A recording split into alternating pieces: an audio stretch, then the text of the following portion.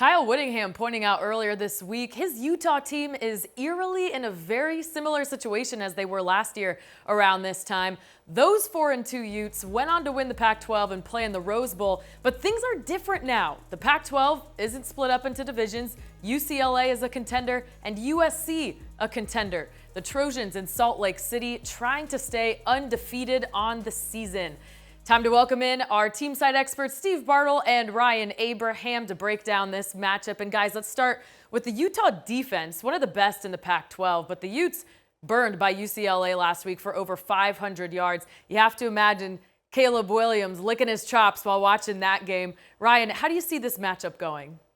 Yeah, for Caleb Williams, he's just been a superstar for USC all year. He started off with the high completion percentage, very efficient passer, some big plays.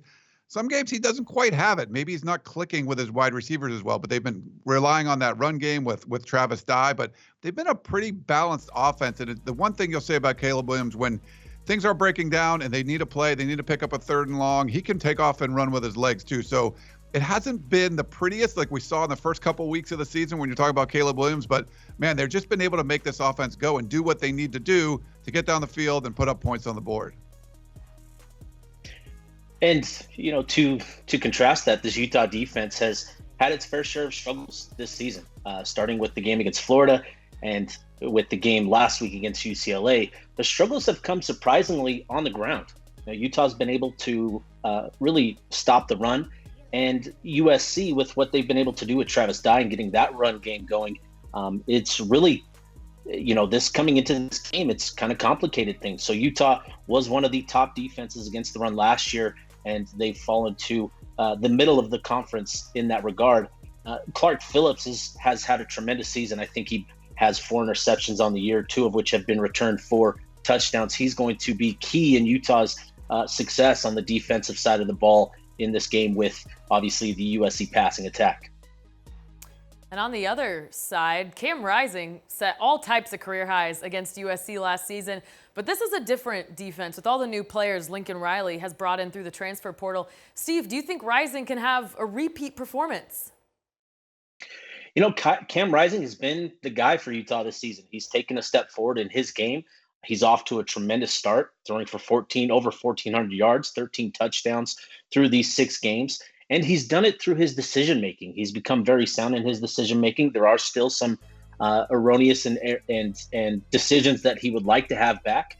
But overall, he's become a very capable dual-threat quarterback. And when looking at this USC defense, the key to this is Utah getting the run game established against USC. But Cam Rising is certainly looking at this as an opportunity to showcase more of his ability and showcase his progress as a quarterback in this game. And then for the USC defense, Rising's definitely got to be the focal point. They remember what he did on the Coliseum last year, just torching the Trojans. Now, this is the 3rd quarterback in a row that USC is going to play that's been a mobile quarterback. And it's a very different defense than what Rising saw from last year. It's kind of a bend but don't break. They're leading the nation in sacks. They're getting a lot of pressure on the quarterback. And they're, the turnover margin has been absolutely crazy. 15 turnovers on the season. Last week against Washington State was the first time they didn't force a turnover on the year. So they've been very opportunistic, and they give up some big plays. There've been some chunk plays at times, but it's really been a bend but don't break situation where they can stiffen up in the red zone, force a turnover, force a punt, things like that. So you got to contain Cam Rising. I know the guys that were on the team last year are really going to be focused on that. If you can stop Rising, they don't have as much of an explosive passing game downfield, especially with Brent Keefe out. So I think that's where the focus for this USC defense is going to be. All right, Utah trying to keep its 11-game home win streak and stay alive in the conference race. USC looking for its first 7-0 start since 2005. I think that was a pretty good year, right? Guys, give me the deciding factor for this game, and Ryan, we'll start with you.